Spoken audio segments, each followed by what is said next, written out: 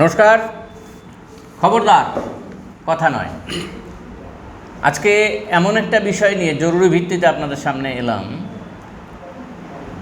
ঘটনাটা অত্যন্ত হৃদয় বিদারক এবং আমরা মনে করি নিশ্চিতভাবেই তাকে অ্যাভয়েড করা যেত। হৃদয় বিদারক ঘটনাটা দিয়ে শুরু করি।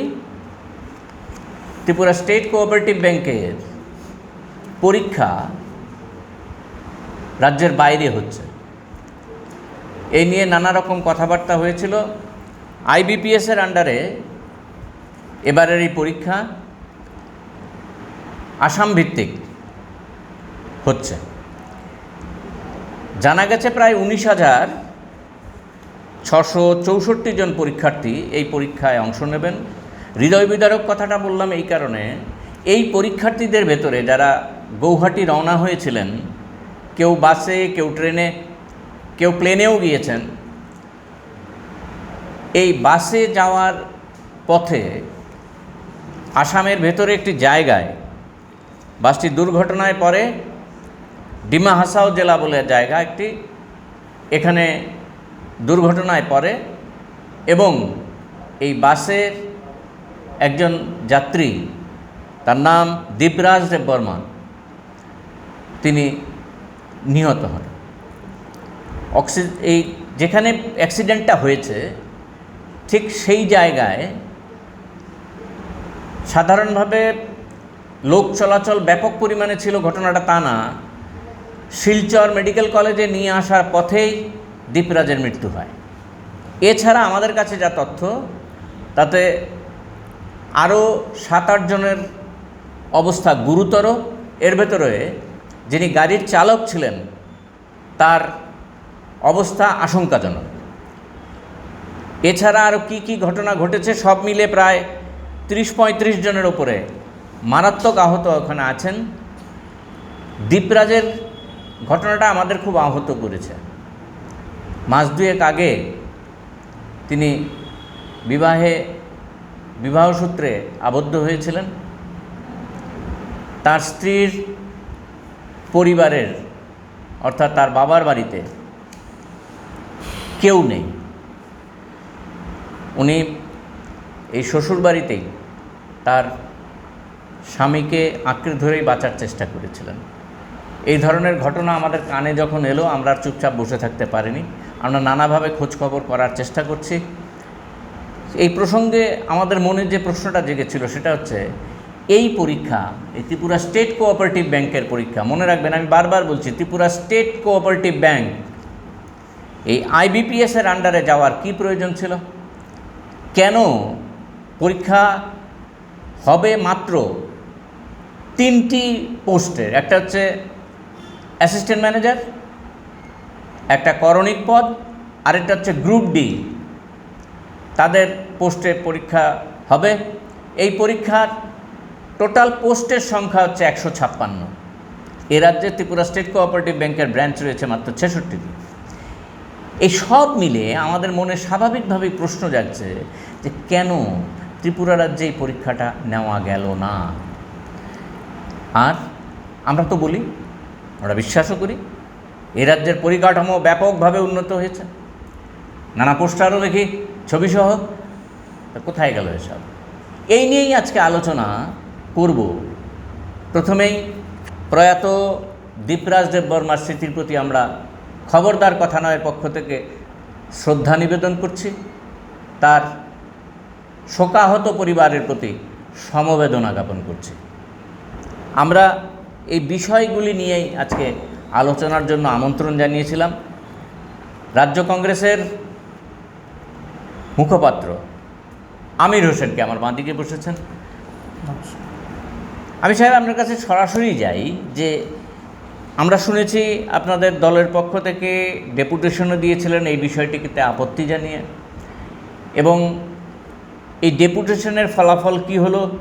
কেনই বা ডেপুটেশন দিতে গেলেন? আপনাদের মূল বক্তব্যটা কী ছিল, যে কেন এই পরীক্ষা বাইরে নিলে অসুবিধাটা কী হতে পারে? প্রথমে খবর দেওয়ার কথা নয় আপনার চ্যানেলের সমস্ত দর্শকদের প্রণাম। তৎসঙ্গে আমাদের রাজ্যে আজকে যে একটা হৃদয় বিদারক ঘটনা ঘটে গেল, আমাদের রাজ্যের একজন তরুণ যুবকের প্রাণ চলে গেল আসাম রাজ্যে পরীক্ষা দিতে গিয়ে। দীপরাজ দেববর্মন মহোদয়, ওনার আত্মার সদ্গতি কামনা করি এবং সুখ সন্তপ্ত ওনার পরিবার পরিজনদের সকলের প্রতি আমরা কংগ্রেসের পক্ষ থেকে সমবেদনা জ্ঞাপন করি। আমরা যখন দেখলাম বিজ্ঞাপনের মাধ্যমে, যখন আমরা এটা বুঝতে পারলাম যে ত্রিপুরা স্টেট কোঅপারেটিভ ব্যাংক তাদের মূল যে বিজ্ঞপ্তি ছিল সেখানে ছিল 156টি পদের জন্য তারা পরীক্ষা নেবে, সেই জন্য তারা যারা পরীক্ষার্থী ছিল তাদের কাছ থেকে একটা ফিস কানেকশন করেছে, যেখানে SC ST ছিল তাদের কাছ থেকে 850 রুপিস মানে 850 টাকা করে, আর যারা জেনারেল কাস্টের ছিল তাদের থেকে 1000 টাকা করে নিয়েছে। এবং তাদের বিজ্ঞপ্তির মধ্যে ছিল যে পরীক্ষাটা আমাদের রাজ্যের মধ্যে হবে। হঠাৎ করে পরীক্ষার সময় যখন ঘনিয়ে আসছিল, কাছাকাছি আসলো, তারা আরেকটা বিজ্ঞপ্তি জারি করলো। সেখানে বলা হলো যে এই আমাদের রাজ্যের স্টেট কোঅপারেটিভ ব্যাংকের পরীক্ষাগুলো আসামের ডিব্রুগড়ে নেওয়া হবে। এটা জানার পর, এটা দেখার পর আমরা তড়িঘড়ি আমাদের কংগ্রেসের যুব কংগ্রেসের পক্ষ থেকে আমরা সেখানে স্টেট কোঅপারেটিভ ব্যাংকের যিনি চেয়ারম্যান GM ছিলেন ওনার কাছে আমরা ডেপুটেশন দেই এবং এটা যাতে ত্রিপুরার মধ্যে করা হয় ওনার কাছে আমরা তীব্রভাবে আবেদন করি এবং তৎসঙ্গে আমরা আসামের পরীক্ষা নেওয়ার সিদ্ধান্তটার বিরুদ্ধে আমরা প্রতিবাদ জানাই। তখন উনি আমাদেরকে আশ্বস্ত করেছিলেন যে পরীক্ষার সময় ঘনিয়ে এসছে, স্পেশাল ট্রেনের ব্যবস্থা করা হবে কিংবা বাসের ব্যবস্থা করা হবে। এটার মধ্যে আমাদের আপত্তি ছিল। আমরা বারংবার বলেছি যেহেতু স্টেট কোঅপারেটিভ ব্যাংক আমাদের রাজ্যের ব্যাংক, পরীক্ষা আমাদের রাজ্যের ছেলেমেয়েরা দেবে, সেখানে আমাদের রাজ্যের মধ্যে যেন পরীক্ষাটা নেওয়া হয়। কেন নেওয়া হবে, আমরা এটা কেন দাবি করেছিলাম? কারণ ত্রিপুরা থেকে আসাম গিয়ে পরীক্ষা দিতে গেলে পরীক্ষার্থীদের একটা যে মেন্টাল পজিশন কিংবা সেখানে যাতায়াতের যে খরচা সব কিছু মিলিয়ে আমাদের রাজ্যের ছেলেমেয়েরা একটা বিপদে পড়ে যাবে। আমরা দেখি আমাদের রাজ্যের মধ্যে যারা প্রত্যন্ত গ্রামের মধ্যে বসবাস করে আগরতলায় এসে তারা যে পরীক্ষা দেয় সেখানেও তাদেরকে একটা অর্থনৈতিক দিক থেকে মানে বিষম পরিস্থিতির মধ্যে পড়তে হয়। সেই জায়গায় আমাদের রাজ্যের পরীক্ষাটা যখন আসাম করা হবে, স্বাভাবিকভাবেই আমাদের রাজ্যের ছেলেমেয়েদের একটা মেন্টালি প্রেশার পড়বে, গার্জিয়ানদের মেন্টালি প্রেশার পড়বে। আর যে একটা যাতায়াত, আসাম বর্তমানে নির্বাচন চলছে আপনারা জানেন, আমরা সার্বিক পরিস্থিতির বিবেচনা করে এটার আমরা প্রতিবাদ জানিয়েছি, সেখানে আমরা প্রতিবাদ করেছিলাম। কিন্তু আমরা কি দেখলাম, তারপরেও তারা কথা দিয়েছিল তারা বিবেচনা করবে, তারপর তারা একটা নোটিফিকেশন করেছে স্পেশাল ট্রেনের ব্যবস্থা করবে এবং পরীক্ষার্থীদের নিরাপত্তার ব্যবস্থাটা তারা পুঙ্খানুপুঙ্খভাবে দেখবে। সেই জায়গায় আমরা আজকে কি দেখলাম, আমাদের রাজ্যের এই কমলপুরের যে ছেলেটা আপনি একটু আগে বলছিলেন যে দীপরাজ দেববর্মন, তার পরিবারের সেই একমাত্র ছেলে ছিল যে অনেক স্বপ্ন দেখে মা বাবা ওনাকে লেখাপড়া করিয়েছেন, উনি অনেক স্বপ্ন দেখে একটা নিরীহ গরিব পরিবারের মেয়েকে বিয়ে করেছিলেন, জীবনসাথী বানিয়েছিলেন। 4 মাস আগে স্বপ্ন ছিল কি কিছু একটা করবে, চাকরি করবে, পরিবার পালবে, মা বাবাকে দেখাশোনা করবে। সেই জায়গায় তার স্বপ্নের পাশাপাশি আজকে তারও মৃত্যু ঘটল। আর এই মৃত্যুর জন্য আমরা সম্পূর্ণভাবে দায়ী করছি স্টেট কোঅপারেটিভ ব্যাংকের অথরিটিকে এবং পাশাপাশি আমাদের রাজ্যের সরকারকে। কেন স্টেট কোঅপারেটিভ ব্যাংকের কি? কারণ স্টেট কোঅপারেটিভ ব্যাংক যদি চাইতো, তাদের যদি সদিচ্ছা থাকতো, তাহলে 56টা, তাদের যে 66টা ব্রাঞ্চ আমাদের রাজ্যের মধ্যে ছড়িয়ে ছিটিয়ে আছে, তারা যদি চাইতো তাহলে IBPS এর নয়, তারাই আমাদের রাজ্যের মধ্যে পরীক্ষা নিতে পারতো। আমাদের রাজ্যের মধ্যে পরীক্ষা নেওয়ার ক্ষেত্রে তাদের একটা সদিচ্ছা ছিল না, অনীহা ছিল। সেই কারণে আপনি বলুন, আমাদের রাজ্যের মধ্যে TPS পরীক্ষা হয়, আমাদের রাজ্যের মধ্যে TCS পরীক্ষা হয়, আমাদের রাজ্যের মধ্যে নানা কম্পিটিটিভ এক্সামের পরীক্ষা হয়। সেই জায়গায় আমাদের রাজ্যের ছেলেমেয়েরা আমাদের রাজ্যের ব্যাংকের স্টেট কোঅপারেটিভ ব্যাংকে চাকরি করবে, সেখানে পার্মানেন্ট রেসিডেন্ট সার্টিফিকেট দিয়ে পরীক্ষা দেবে। আমাদের রাজ্যের ছেলেমেয়েরা তার জন্য পরীক্ষা দেবে আসামের ডিব্রুগড়। তাহলে আমাদের রাজ্যের মধ্যে যে রাজ্য সরকার বারবার বড় গলায় বলে যে আমরা এত উন্নয়ন করেছি, অত কিছু করেছি, তাহলে আমাদের রাজ্যের মধ্যে মাত্র 19,600 সামথিং, যদিও সংখ্যাটা আমি 19,664, এই 19,664 জনের পরীক্ষা 156টা পদের জন্য নেবে। তার পরীক্ষাটা মানে এক্সামটা কন্ডাক্ট করার মতো পরিস্থিতি কি আমাদের রাজ্যে নেই? আমাদের রাজ্যটা কি এতটাই পিছিয়ে আছে, এতটাই অসহায়, এতটাই অনুন্নত যে আমাদের রাজ্যের ছেলেমেয়েরা তার নিজের রাজ্যে চাকরি করব তার জন্য পরীক্ষা দিতে যেতে হবে আসামের ডিব্রুগড়। আপনি দেখেছেন আসামের ছেলেমেয়েরা এসে তাদের রাজ্যে চাকরি করবে তার জন্য পরীক্ষা দেবে আমাদের আগরতলায় এসে, এমনটা কখনো হয়? কীভাবে সম্ভব? তাহলে এটা কেন হলো? সেই ক্ষেত্রে আমরা এটা বারবার আপনার চ্যানেলের মাধ্যমে আমরা বলছি, তার জন্য আমরা দায়ী করব স্টেট কোঅপারেটিভ ব্যাংক অথরিটিকে এবং রাজ্য সরকারকে আমরা দায়ী করব। একটু আগে আমি দেখেছিলাম একটা ইন্টারভিউর মধ্যে স্টেট কোঅপারেটিভ ব্যাংকের যিনি জিএম উনি বিবৃতি দিচ্ছিলেন যে আমরা যে স্পেশাল ট্রেনের ব্যবস্থা করেছি সেটা দুপুর 2টায় ছিল, কিন্তু ছেড়েছে রাত্র 10টায়, সেটা পৌঁছেছে সকাল 6টায়। তাহলে এই যে দুটো ট্রেন 10টায় পৌঁছেছে, যারা পরীক্ষার্থী ছিল 19,000-এর অধিক, তাদের কাছে খবরটা কিভাবে গেল? তাদেরকে কে এই 2 থেকে 10টা পর্যন্ত তাদের সেখানে রাখার মতো কি পর্যাপ্ত পরিস্থিতি তাদের কাছে ছিল, ব্যবস্থা ছিল না তো। সম্পূর্ণভাবে আমাদের রাজ্যের ছেলেমেয়েরা যাতে বঞ্চিত হয় এবং যাতে একটা স্বজন পোষণ করা হয়, রাজ্য সরকারের বিভিন্ন আপনি নেতা মন্ত্রীদের স্বজন পোষণ করার জন্য স্টেট কোঅপারেটিভ ব্যাংক ইচ্ছাকৃতভাবে আমাদের রাজ্যের ছেলেমেয়েদেরকে বঞ্চিত করার জন্য পরীক্ষাটা ওই রাজ্যের মধ্যে নিয়ে। এখানে একটা কথা, এই যে IBPS এরা যে পরীক্ষা, যে কোনো পরীক্ষা ব্যাংকের যে পরীক্ষাগুলি নেয়, শুধুমাত্র একটা পার্টিকুলারলি স্টেটে কেন নেব, যে কোনো জায়গায় বসে পরীক্ষা নেওয়ারই তাদের আছে। যে আসামটা কেন বেছে নেওয়া হলো? এখানে আপনি বলছেন ডিব্রুগড়, আমার কাছে একটা তথ্য আছে, একটা মেয়ে আমার কাছে খুব কার্যকরী তথ্য আছে। একটা মেয়ে তার যে কার্ড এসছে, এই কার্ডে তার পরীক্ষার জায়গাটা পড়েছে নওগাঁতে। শুধু ডিব্রুগড় না, আরও আসামের বিভিন্ন জায়গায়, হ্যাঁ, আরও বিভিন্ন জায়গায় তাদের পরীক্ষার সেন্টার পড়েছে। এখন কথা হচ্ছে যে আমাদের এই রাজ্যে এই গ্রুপ ডি পরীক্ষার্থী, আমি একটা করে যদি ধরি, গ্রুপ ডি পরীক্ষার্থী, ক্লারিক্যাল জব যারা দেবেন তাদের পরীক্ষার্থী এবং অ্যাসিস্ট্যান্ট ম্যানেজার, এর ভেতরে কোন পোস্টে কতটা পোস্ট নেওয়া হবে তা কি ক্লারিফিকেশন দেওয়া আছে? না, দেওয়া হয়নি তো। সব মিলে 156, একদম সব মিলিয়ে 156। কতজন গ্রুপ ডি, কতজন ক্লারিক্যাল, কতজন অ্যাসিস্ট্যান্ট ম্যানেজার, এটা পর্যন্ত এখানে কি একটা সংশয়? আমি তো বারবার বলছি, এখানেই তো, এই যে আমি বলছি বারবার, এখানেই তো আমাদের সন্দেহটা। আপনি কজন গ্রুপ ডি নেবেন আপনি জানাবেন না? কতজন ক্লারিক্যাল ওয়ার্কার নেবেন আপনি জানাবেন না? কতজন অ্যাসিস্ট্যান্ট ম্যানেজার নেবেন আপনি জানাবেন না? যদি না জানান, তার না জানানোর কারণটা কি? এবং যেটা একজন গ্রুপ ডি চাকরির জন্য পরীক্ষা দেবে, এটার জন্য যদি আসাম গিয়ে পরীক্ষা দিতে হয়, তাহলে আমাদের রাজ্যের অস্তিত্বটা কোথায় রইল? আর গ্রুপ ডি পরীক্ষার জন্য কি এরকম অনলাইনে গিয়ে কম্পিউটারের সামনে বসে পরীক্ষা দেওয়া খুব জরুরি, দরকার আছে? না তো, জাস্ট পরীক্ষার নামে, আমি আপনাকে বলি খুব একদম স্পষ্টত ভাষায় বলি, পরীক্ষার নামে একটা, আমি বলবো এটা চাঁদা এক্সটর্শন করা হয়েছে।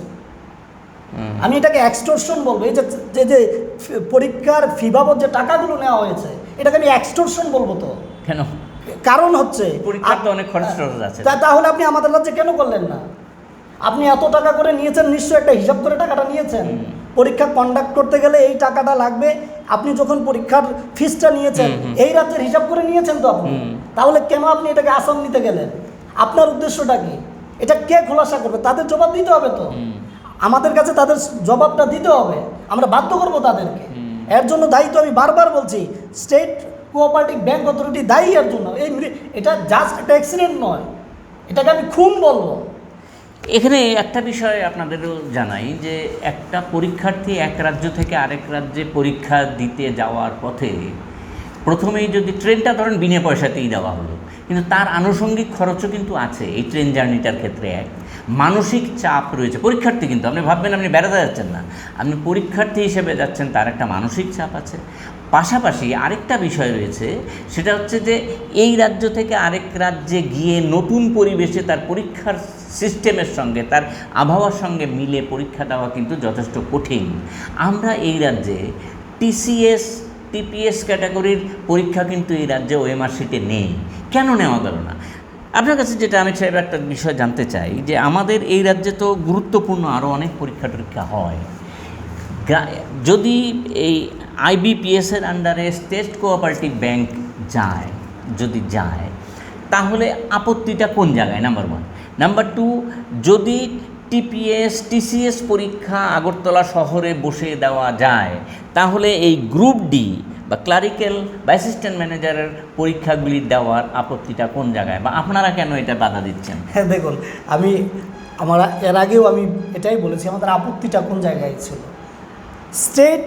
আমাদের ত্রিপুরা স্টেট কোঅপারেটিভ ব্যাংক, আমাদের রাজ্যের ব্যাংক, আমাদের রাজ্যের ছেলেমেয়েরা পরীক্ষা দেবে, আমাদের রাজ্যের ছেলেমেয়েরা তাদের পার্মানেন্ট রেসিডেন্ট সার্টিফিকেট জমা দিয়ে পরীক্ষা দেবে, আমাদের রাজ্যের ব্যাংকগুলোর মধ্যে মানে ব্যাংকের যে ব্রাঞ্চগুলো আছে সেগুলোর মধ্যে চাকরি করবে। এবং আপনি বলেছেন, আমিও বলেছি, এর থেকে বড় বড় পরীক্ষা এক্সাম আমাদের রাজ্যে কন্ডাক্ট হয়েছে, সেই জায়গায় এখনও হয়। তাহলে সেই জায়গায় কেন এই পরীক্ষার্থীদেরকে কোন উদ্দেশ্যে, কিসের উদ্দেশ্যে আসাম নিয়ে পরীক্ষা দিতে হবে, তাদেরকে আসামকে পরীক্ষা দিতে হবে? আপনি বর্তমানে আসামের যে পরিস্থিতিটা বলছে, সেখানে একটা ইলেকশন চলছে, লোকসভার ইলেকশন চলছে। তাছাড়া আমাদের রাজ্যের মধ্যে একটা লোকসভা নির্বাচন গিয়েছে, একটা পরিস্থিতি, আসামের একটা পরিস্থিতি। আমার রাজ্যের পরীক্ষার্থীরা যখন সেখানে যাবে, তাদের মেন্টালি যে প্রেশার, কেন তাদেরকে এই মেন্টালি প্রেশারটা দেওয়া হবে? আপনি তো এই রাজ্যের পরীক্ষার্থীদেরকে নোটিফিকেশন দিয়েছেন আমাদের রাজ্যে পরীক্ষাটা হবে, তাহলে তাদের সঙ্গে কেন এই যে তাদের সঙ্গে একটা এটাকে কি প্রতারণা করা হয়েছে, কেন করা হবে? এই প্রতারণা করার কারণ কি? কিসের উদ্দেশ্যে আপনারা প্রতারণাটা করবেন? আমার রাজ্যের ছেলেমেয়েদেরকে বঞ্চনা করার জন্য, বঞ্চিত করার জন্য? তার জন্যই তো আমাদের প্রতিবাদটা, এই জায়গাতে আমাদের প্রতিবাদটা। আর আপনার দ্বিতীয় প্রশ্নটা কি ছিল? যে কেন আপনারা এটা এখানে করার, এই যে বাইরে নিয়ে গেল, আপনারা কি মনে করছেন কেন এটা? ওখানে তো নিরাপত্তার প্রশ্ন উঠতে পারে। নিরাপত্তার আপনি শুধু নওগাঁর যে মেয়েটার কথা বলছি, ওর 12 থেকে 14,000 টাকা খরচা যাবে। 1,000 টাকার পরীক্ষার ফিস দিয়ে তাকে 12 থেকে 14,000 টাকা অতিরিক্ত খরচা দিতে হচ্ছে। তারপরেও তার চাকরিটা নিশ্চিত হবে কিনা, নিশ্চিত হবে কিনা, ঠিক দেখো এই জায়গাটাতে আপনারা কীভাবে দেখবেন? এই আমি আপনাকে বলি, একটু আমি শুরু থেকে বলি আপনাকে। দেখুন, আমাদের রাজ্যের মধ্যে একটা বেকারত্বের বিষম যন্ত্রণা, সেটা বুক করছে আমাদের রাজ্য। তো এখানেই প্রমাণ, 156টা পোস্টের জন্য 19,666 প্রায় 20,000, হ্যাঁ 20,000 ছেলে মেয়েরা জমা দিয়েছে। আমাদের রাজ্যের ছেলেমেয়েরা এই যে বেকারত্বের যন্ত্রণায়, সেটা দিবারাত্র তারা সহ্য করছে, এবং এটা একটা মরণ যন্ত্রণা।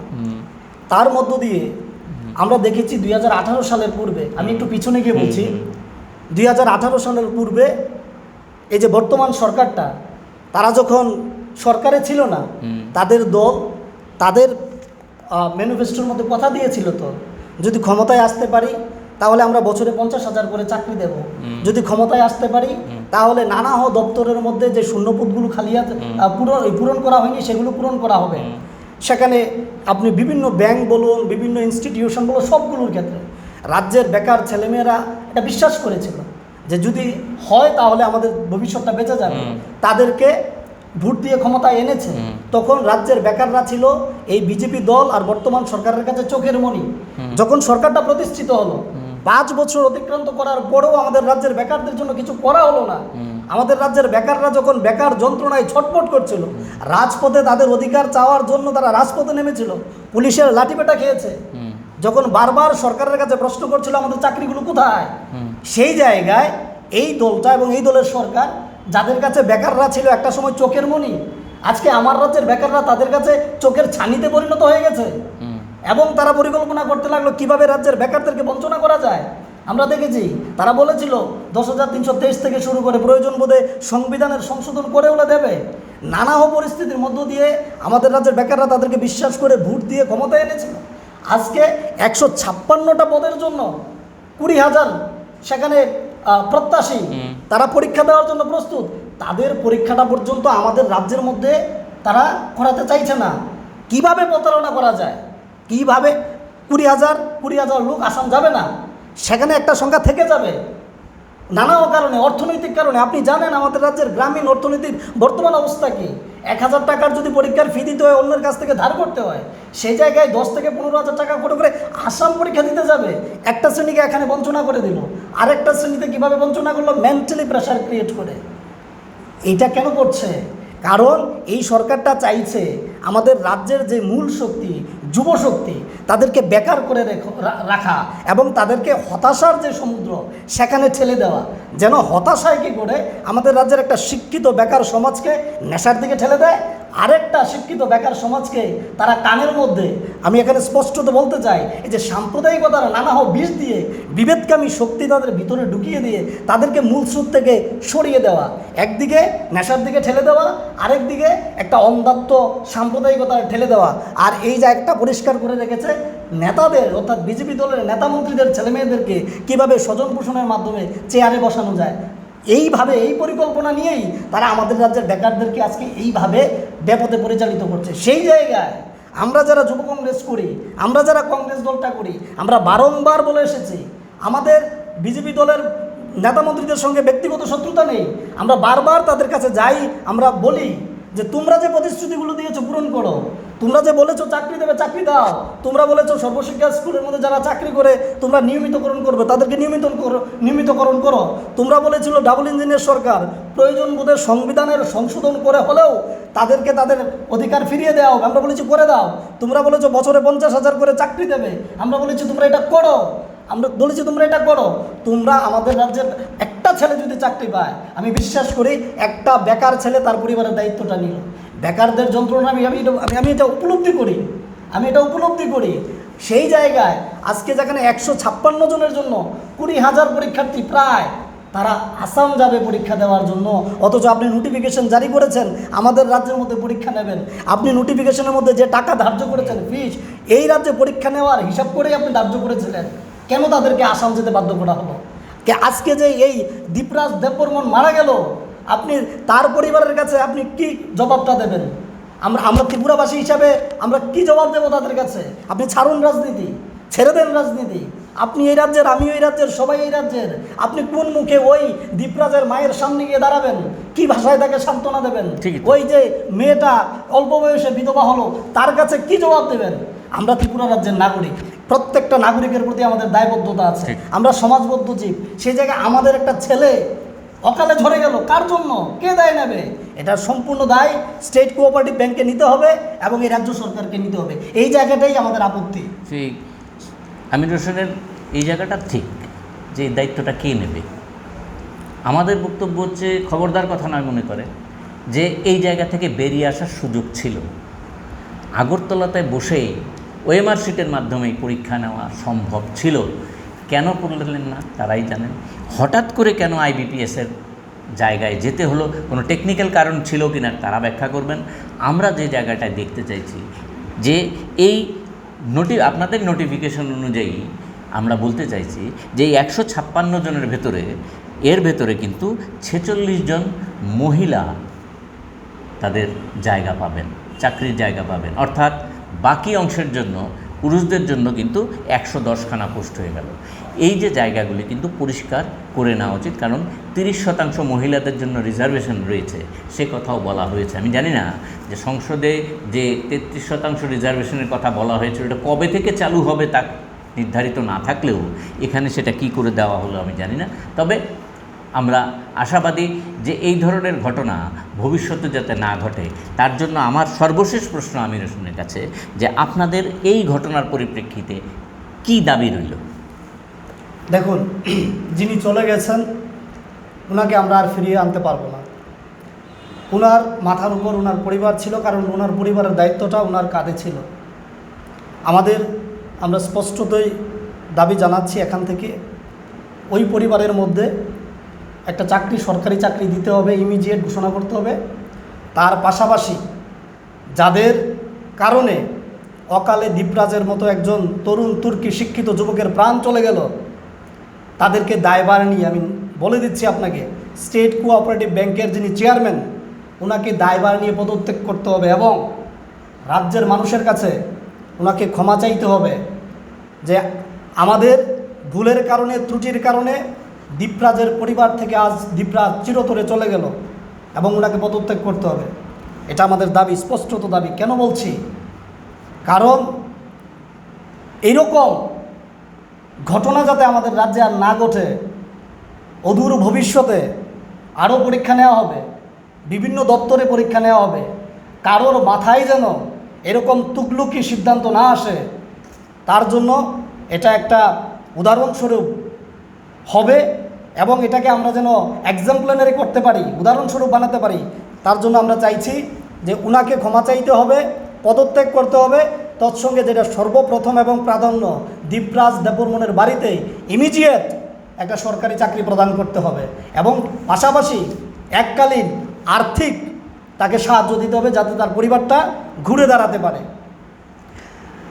আমরা অনুষ্ঠান শেষ করার আগে আবার এই দীপরাজ দেববর্মার স্মৃতির প্রতি শ্রদ্ধা জানাচ্ছি এবং আমাদের আশা রাজ্য সরকার নিশ্চিতভাবেই এই আক্রান্ত পরিবারটি, অর্থাৎ হঠাৎ করে আঘাত, আকাশ ভেঙে পড়েছে তাদের মাথায়, এই পরিবারটির পাশে দাঁড়াবেন এই আশা ব্যক্ত করে এবং আমাদের এই অনুষ্ঠানে আমির হোসেন যে যোগ দিয়েছেন তার জন্য তার কাছে কৃতজ্ঞতা প্রকাশ করে আজকের এই অনুষ্ঠান শেষ করছি। সবাই ভালো থাকবেন, সুস্থ থাকবেন, সকলকে নমস্কার।